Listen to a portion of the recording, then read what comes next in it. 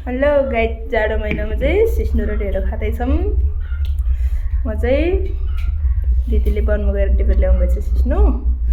साह्रै मिठो छ है।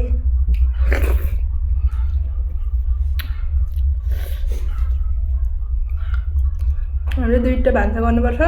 बुढो खानुहुन्न है, मलाई साह्रै मनपर्छ।